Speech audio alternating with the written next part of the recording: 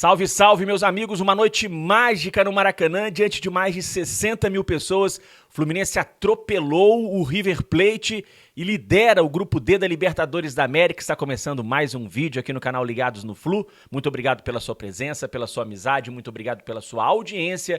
Eu sou o Rodrigo Dias, sou jornalista esportivo. Vamos falar muito sobre essa vitória do Fluminense. O Fluminense atropelou o River Plate com uma atuação de gala do Germancano, marcando 3 gols em cima dos argentinos. O Fluminense que começou com o time que a gente já esperava, né? Com o time titular, Marcelo em campo, Cano, Arias, Keno, enfim, time completo para esse jogo diante do River Plate.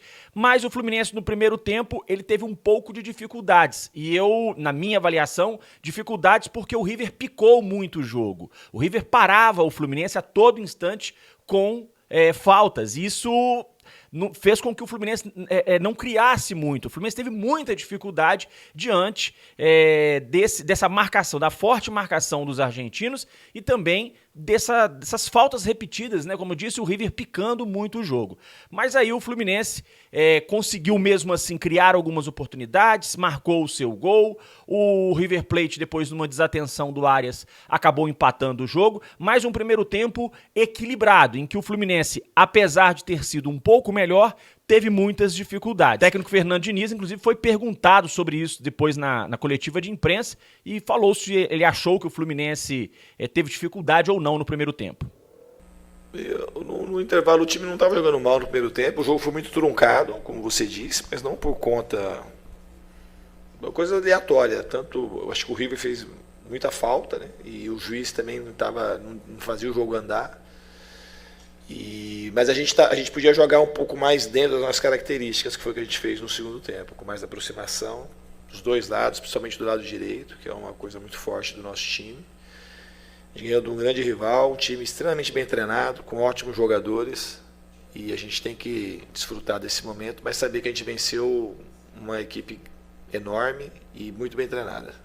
Bom, o Fluminense perdeu no primeiro tempo o Keno, que saiu machucado, levou uma bolada no rosto, entrou o Lima, e aí no segundo tempo, como o Fluminense conseguiu, né, adiantar sua marcação, conseguiu sair mais para o jogo e marcou logo nos primeiros minutos do segundo tempo, aquilo ali deu uma desestabilizada no River.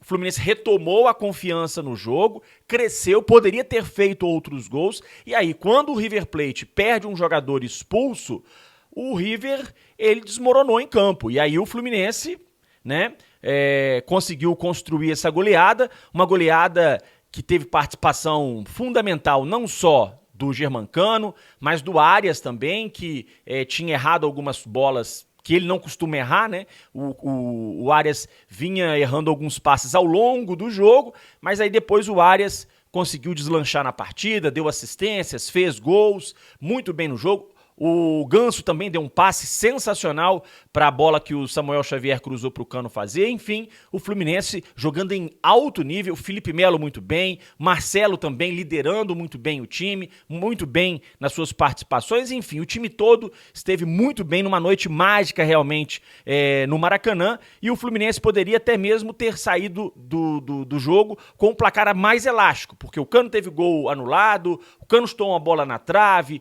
o Ganso errou o gol também, errou não, né? Fez um bom chute, o goleiro Armani acabou defendendo, mas enfim, uma atuação de gala, uma noite mágica do Fluminense no Maracanã, que certamente a torcida tricolor nunca mais vai esquecer, e eu acho que a imprensa argentina, a torcida do River Plate também nunca mais vai esquecer do Fluminense, assim como os torcedores do Boca, né?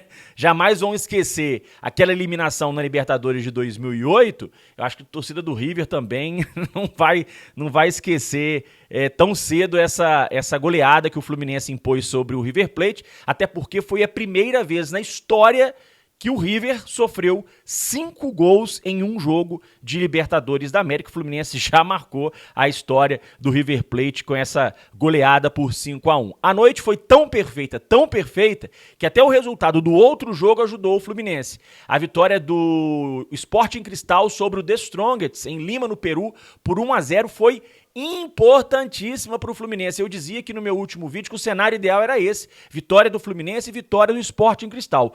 Com esses resultados, o Fluminense está com 9 pontos sozinho na liderança, enquanto que todas as outras equipes têm 3. O Fluminense abriu 6 de vantagem e agora sai para fazer 2 jogos fora. Primeiro contra o The Strongest na Bolívia, na altitude de La Paz, e depois pega o River Plate no Monumental de Núñez, para na última rodada encerrar a sua participação na fase de grupos contra a equipe do Sporting Cristal.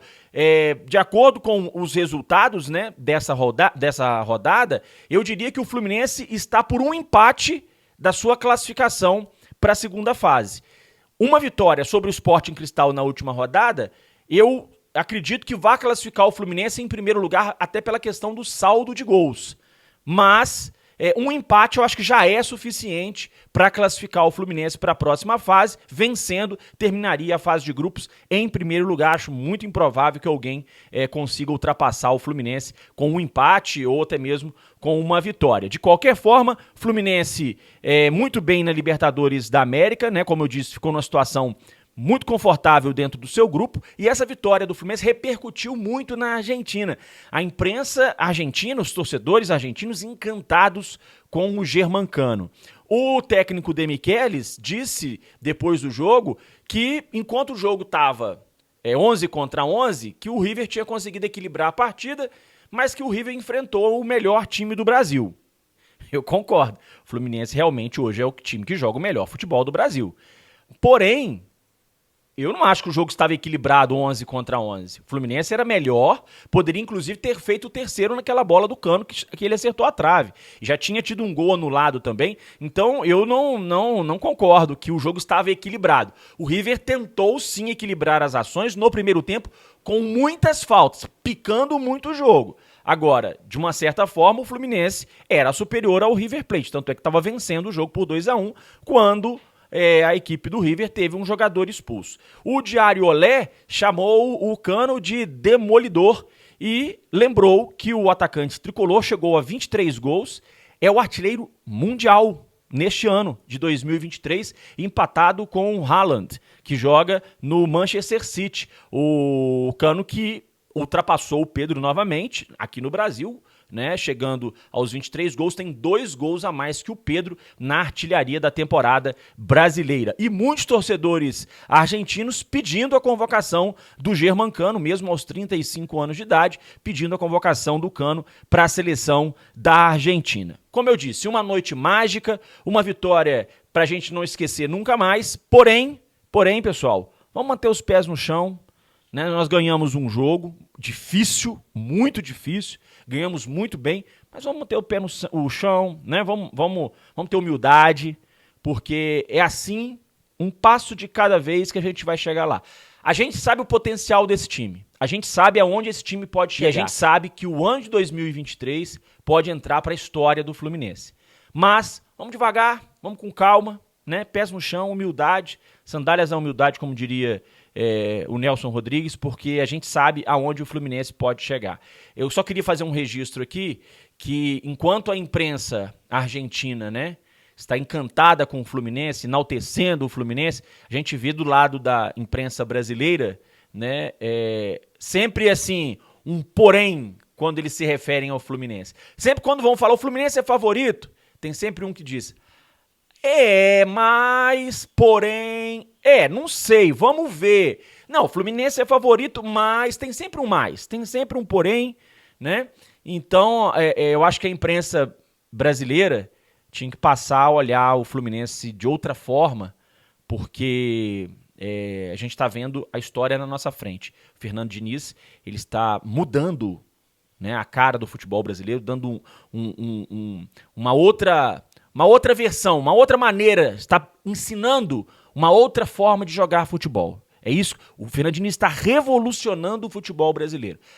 Ainda não entenderam isso, ou não querem entender, mas lá fora, já começaram a reconhecer o trabalho do Fernando Diniz e o trabalho do time do Fluminense. Parabéns, tricolores, um grande abraço a todos, ótima semana, um ótimo dia, tenho certeza que está todo mundo sorrindo de orelha a orelha como eu estou. Um grande abraço a todos, até o nosso próximo vídeo.